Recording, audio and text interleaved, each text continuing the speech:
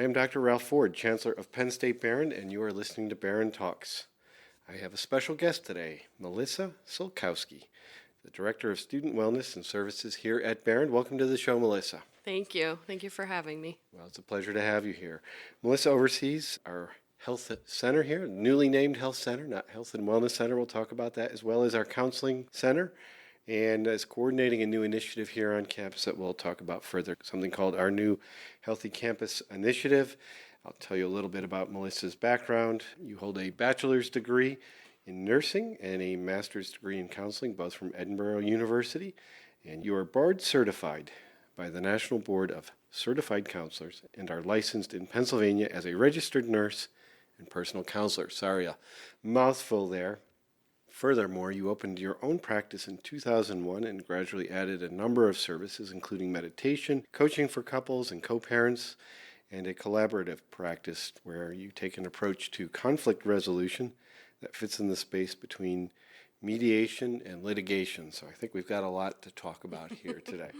I wanted to start out with this question, actually. Looking at your certifications and all I just talked through there, could you explain a little bit, what does it mean to be board certified? What's it mean to be a certified counselor, licensing? What does all of that mean? Because I think what you're telling me is I can't just become a personal counselor. You got to go through a lot of education and training. So go ahead. That is true, yes. So being licensed essentially means you finish your degree and sit for a licensure exam. And once you pass that exam, you're licensed as a professional. The National Board for Certified Counselors is a higher level national certification that you can receive as a counselor, again, by way of obtaining so many continuing education credits and staying engaged in the services that they provide and resources that they provide. So I'm also licensed in Florida as a counselor just by way of having done collaborative practice, which is an international practice working with interdisciplinary teams and such. And it's located in Florida, or is Florida some sort of a gold standard? It's an international practice, but I had quite a few colleagues that wanted to work with me and bring me in to work with families in Florida, so it just made it something that would be helpful to do. And each and every year, I'm assuming, do you have to retake an exam or demonstrate, how do you continue to demonstrate your competence and growth in the field? Yes, so for the nursing license, you have to, every 2 years, have at least 30 continuing education credit hours. And then also for the licensure as a counselor, every 2 years, you have to have 30 credits for continuing education as well. And then for the National Board of Certified Counselors, you have to, over 5 years, have 100 hours of continuing education. So it's pretty significant, quite significant. Did you ever practice as a nurse? I did. I actually started in psychology in undergraduate, and my advisor said, "You're not going to get a great job with a 4-year degree in psychology, so what else would you like to consider?" Sure. Which was wise advice. And so I was also interested in the medical field, decided to go into nursing, and I was on the fence as to pursue labor and delivery and maternal health care or psychology, psychiatric nursing and care that way. And I had been working at Sarah Reed Children's Center at the time, knew that I always wanted to work with kids and families. And after graduating from nursing school, they took me on in their nursing department as a nurse for Sarah Reed. And that sort of ended up kind of playing out where I went down the field of the psychology and nursing and morphed it into personal counseling. Yes, ended up my favorite part of nursing was talking to patients anyway, which you don't get a whole lot of time to do. I love the medical aspects, but certainly enjoyed the opportunity to talk with patients and spend time with them. So, well, that's great because ultimately you did get to employ that psychology degree and all that you learned there. So you joined Behrend, relatively new, 2023. So tell us, how did you end up at Behrend? You've got your own thriving personal practice and decided to join Penn State University. I did. So ironically, I was thinking about this before I even had children. I had in my mind that I had 3 things that I wanted to do in my career, and the first was open a girls' home, which I did when I went to work at Abraxas. I opened our girls' residential treatment facility, and because I always had a passion about helping young girls, and then I wanted to do private practice and build a business, which I did for the last 24 years. And actually, Sue Daly, the previous director, would refer to my practice fairly often. So I developed a relationship with her over time. And my third goal that I had written out or thought of many years ago was to work in higher education at the end of my career. And so it all sort of worked out when the opportunity presented itself. And Sue was here I am. retiring, and you ended up here. Well, hopefully it's the beginning of a long third leg of your career. Yeah. That's the goal. Why don't you, if you could set the stage for our listeners? I mean, a lot of people know about Behrend, but they probably don't know about the Personal Counseling Center. So what exactly is the Personal Counseling Center here on campus? Where is it located? What services do you offer? We are in the new Erie Hall, which is a great location for us. That was part of the draw, too, in coming here, was just integrating that mind-body connection, which was a big part of my business. So we're over in Erie Hall, and we provide services to all enrolled students. And we actually recently changed the way that we do that, which has increased the accessibility for students to our services and lowered some barriers for students, and also added quite a bit of flexibility in the things that we offer. So rather than a one-size-fits-all, which was sort of what it was when I came on board, more of a traditional sort of outpatient type model, it's now more of what would be called a flexible care model, where we do consultations with students in their first meeting with us, 20-minute consultations. There's no commitment to counseling beyond that unless the counselor would recommend that as something that would be indicated. However, any student can come in for a 20-minute consultation, and it's really an opportunity to collaborate with the counselor and sort of resource the student. So we really look at several domains when they come to us, how they're doing with peer support and peer connection, how they're doing with self-care and self-maintenance, what type of campus resources they may need, rather than just thrusting them right into counseling. It sounds like you're able to see a lot more students this way. And so let's talk a little bit about what brings a student to the Personal Counseling Center. So it can be intimidating, although I think that's maybe going away. Students seem to me to be much more open to the idea of seeing a counselor. I'm sure that's still part of it, but maybe not as much. So anyways, could you work through that? What brings them there? What sort of issues are they facing? I would say a few things. Sometimes relationship issues, whether it be roommate conflicts or relationships that they're engaged in, anxiety, stress, just that sense of feeling out of balance. And I talk a lot about this even with adults. If you took any one of us and plopped us somewhere that we weren't familiar with people we didn't know, it's going to create sort of that out of order feeling internally. And I think that provides an opportunity for us as a campus to really reestablish that balance for the student. So things like that. Loneliness is another thing that's trending up. So we're doing a lot of connection events out of our counseling center just to be able to create more connections for students. But I would say those are some of the primary things that we see in our office when students present. What's driving the loneliness epidemic? I think there's just more, some of the technology and social media, and kids are communicating more in those ways, which is fine. That's part of the generation I think that we're in. However, I think that coupled with being in a new environment and not really potentially knowing many people, just different personalities, I think, tend to retreat and withdraw and isolate more in those times of stress, just as a way of coping.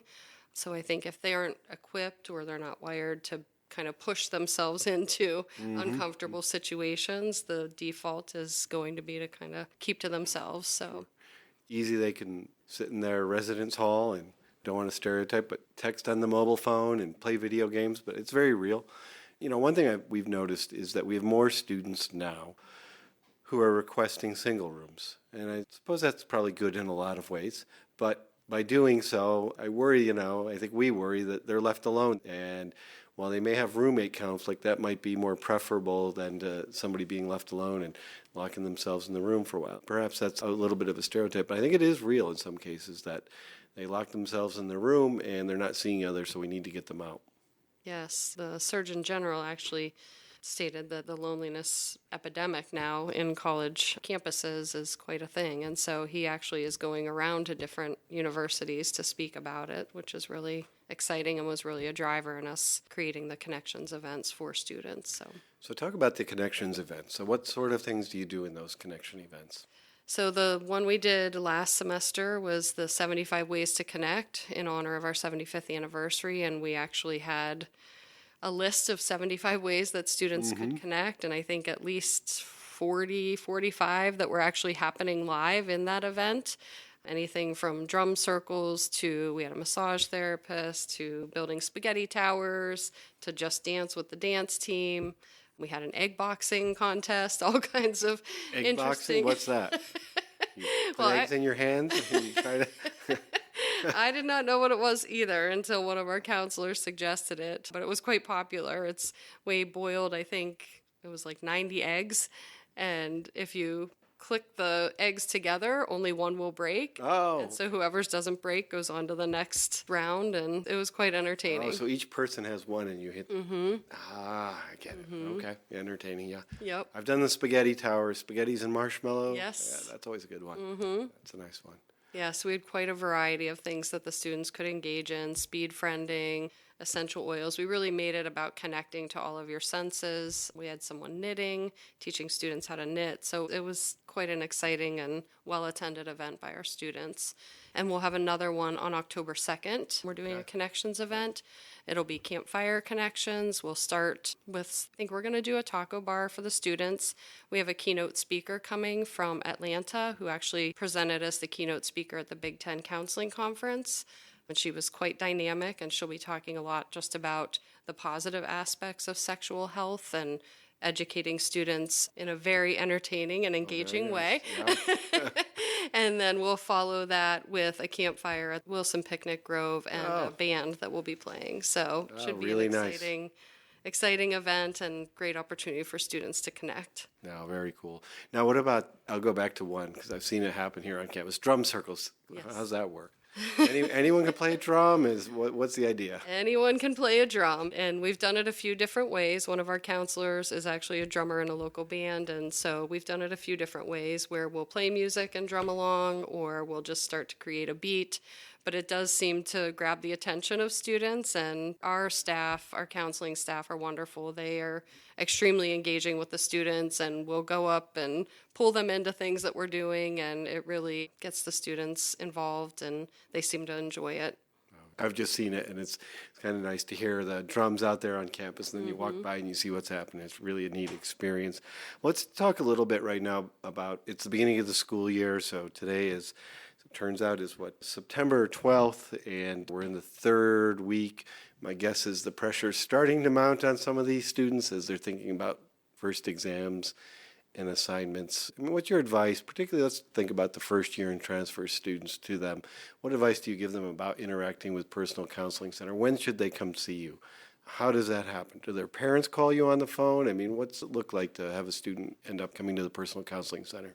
So it can happen in a variety of ways. I would say, especially now in our new model, that again, we've lowered those barriers. We have the opportunity for students to schedule a consultation online. So it's very non-invasive and non-committal. They can do that via phone, they can come in. So there's just a variety of ways that they can access us now. And we actually saw in the first week, we were able to service 74 students with consultations, which was very exciting, just to be able to, again, help resource them. If they do need something beyond that initial consultation, be it connecting with a campus partner, we can do that. If it does look like they would benefit from ongoing counseling, then we can kind of move them in that direction. But there's quite a few different things that we can bring to them just in that initial consultation. In that initial consultation, did I hear you correctly? It can be virtual, so they could have a virtual one. Could they do a Zoom call with you? They can. They can do that for their appointments now as well, so just to create convenience for them.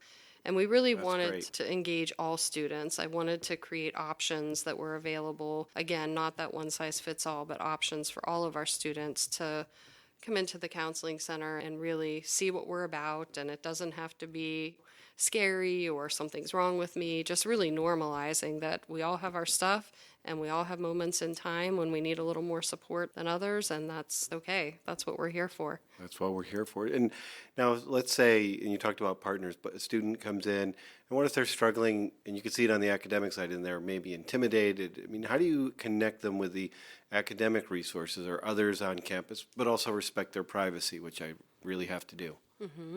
So we would just ask the student if they are comfortable signing a release of information so that we can ensure that they're getting the needs, servicing the needs that they have. And if the student is comfortable with that, then that allows us to reach out to the campus partner and help create that collaboration between the departments and ensure that the student, as well as our communication, is being supported. And do most students, is there a typical, they come and see you a few times, or are there a lot of repeat, or, is there any way to characterize that? Yes. I realize some have far more different issues than others, so. I would say our average is 4 visits that students will have with us. That's an average number for most students. Again, that can vary.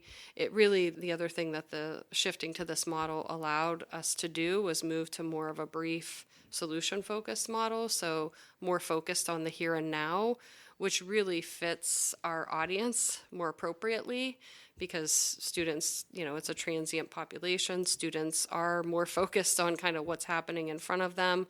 And that was the challenge in the previous model. We were bumping up against a 3-week wait for some students. And we would either, in 3 weeks, the student, too long. students either really struggling at that point or what they were concerned about has gone away. And so students would either not show up or those sort of things. So it's really decreased our no-shows. It's decreased our urgence because we've created same-day access now for several hours throughout the day for students. Pretty much they can walk in on any given day and be seen by a counselor. So again, more of that here and now, helping them solution. We also have in our new model traditional and concise options for counseling appointments, so 20-minute and 50-minute options for appointments.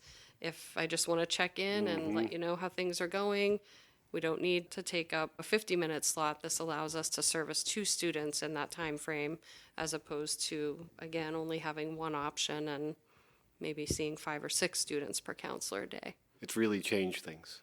Yes. I'd like to go back to Erie Hall for a minute. I know we touched on it briefly, but you're in Erie Hall. For those listeners who don't know, Erie Hall we replaced the 70-plus-year-old Erie Hall that was just an icon here on campus with this new health and wellness center that is really phenomenal. If anyone has not seen it and they'd like to, they should just come to campus. They will be pleasantly surprised with what they see. But you're connected to that, and you have some rooms dedicated. So why don't you talk about that side? What's the connection to Erie Hall and the Personal Counseling Center? So we have right off of our office, it's the multi-purpose room that's in Erie Hall with frosted glass. So we've been able to use that room to do some of the groups and workshops that we do. We've used it to do some retreat or team building with staff, but it really allows us to have a private space to do programming for students to maintain their privacy in that setting. And then just really partnering with Erie Hall, which kind of moves us more into the Healthy Campus Initiative, but just connecting, which was obviously a passion of mine in my previous business, is really looking at the whole person. Even as a therapist, I've always said we could all fit in the book somewhere on any given day, and that's, to me, more linear and short-sighted, and that we're missing all the pieces of the whole person, and how can we provide resources in that way. And so being in Erie Hall really allows us to do that and to promote that for our students. Do you offer classes in Erie Hall yourself, like meditation, or Yes, we had meditation group, we had communication group, building balance group, so definitely several different options. We have Art Break for Your Sake, several workshops on mindfulness, sound meditation, things of that sort. So then and by the way, you're right in the center of campus in a beautiful spot, so really, really the right place to be for a counseling center. But you do a lot to get outside of the office. So let's talk through, you've got something called Student Wellness Ambassadors. I know you hold all these events, so the idea is not just to be associated with that physical space, but to be out and about on campus. And I think that's been one of your initiatives too. So how does that work? Yes, definitely wanted to get the counselors out and engaged and sort of joining what I would call joining the students' world and meeting them where they're at. And so being able to get out and about and just have things, whether it's in the residence hall or out in the lawn area, for students to see us, and again, building that safety and engaging us without something needing to be wrong or not having to sign up for an appointment. Exactly.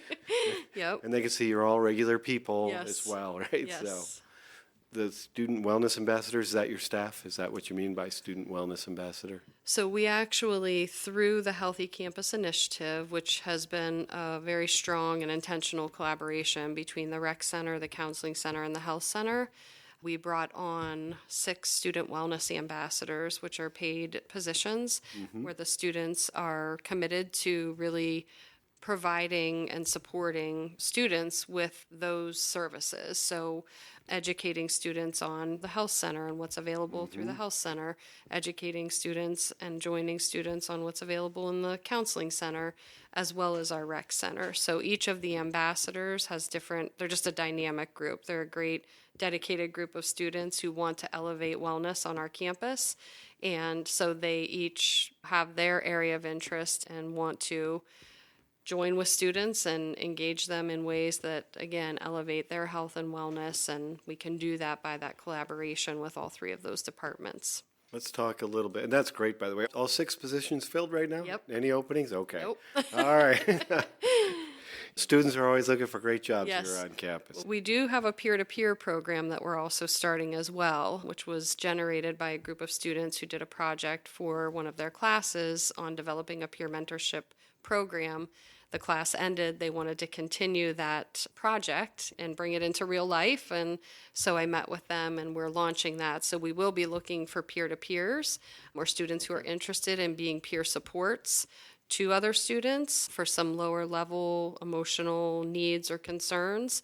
Certainly the research will show us that students are much more likely to go to a peer than they are Absolutely. a trusted adult. And so how do we create that, again, point of access for them so that we're not losing any students and everybody has a place? We also mentioned, again, the connection, so the Healthy Campus Initiative, and so you're connecting Erie Hall and Kelly Wilson and the work that she does there all the way over to nursing. Why don't you talk a little bit more about that? Yes, so we're very excited about this effort and this initiative. So, yes, Kelly Wilson and then Jen Anderson in the Health Center and myself, yes, it would have been 2 semesters ago, started this initiative with other leadership on campus, and again, very intentional collaboration to really tie together the emotional, the physical, the mental, all the well-being of the student. And so we've had several events and ways that campaigns, awareness campaigns, and again, those student wellness ambassadors are charged with really serving as the liaison between the student body and our 3 departments to launch and identify what students are needing and program around that. And then another exciting thing under the Healthy Campus Initiative is we're really trying to tie and connect and integrate those 3 departments. And so we're looking at Wellbeing Boulevard, sort of starting from the back door of Erie Hall all the way up to the entrance of the health center. And again, intentionally trying to get students to tie those things together because they are very interrelated. They are. And so the more proactive we can be in reaching students and offering different types of programs around that, the better it is for the student. Well, it is a nice physical connection, and at least part of it was strategic in putting together the counseling center and Erie Hall, so that all worked out really well. And I'd like to go a little further on that connection with Erie Hall. We had a very famous therapy dog on campus for many years. He's passed away, Sue Daly's dog. Ernie, the therapy dog, was well known. But now I've noticed in recent weeks we have a new therapy dog on campus. So we have Millie as our mascot for the Healthy Campus Initiative, and then we also have one dog in the counseling center who is a certified therapy dog that we're going to start bringing in on different days. It is always a draw anytime we have dogs on campus. It seems to Absolutely. always be a draw to events and other things, and so it can, again, just create some calm and comfort for students, especially when they're away from home and not with their pets. So, No, it's a great draw, and Ernie was a fixture here many years on campus, so we look forward to seeing properly trained therapy dogs here on campus interacting with students, faculty, and staff. It is a lot of fun, and it does help people, no doubt about it. One of the things that I wanted to not miss in this conversation is the importance of the counseling center in terms of student success. And I'll tell you what really opened my eyes to this was a few years ago. Sue brought to me a list of letters that students had written to her, testimonials over the years. And maybe I shouldn't be, but it was very clear in all of those how much it helped students in a time of crisis so that they were ultimately successful in getting their degree here, their Penn State Behrend and Penn State degree, whatever it may have been. That was really eye-opening.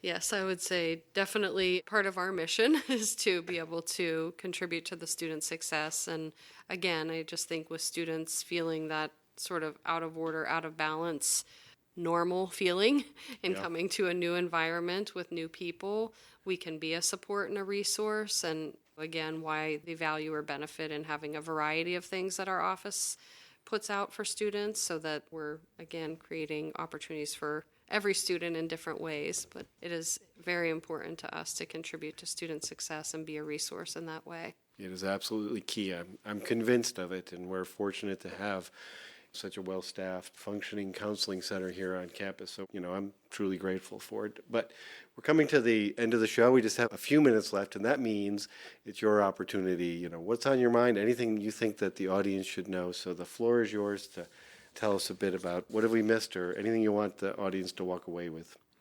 I think just the efforts that are being put forth by our students and by the leadership in the Healthy Campus Initiative to really integrate and tie the physical health with the emotional and mental health and the value in that.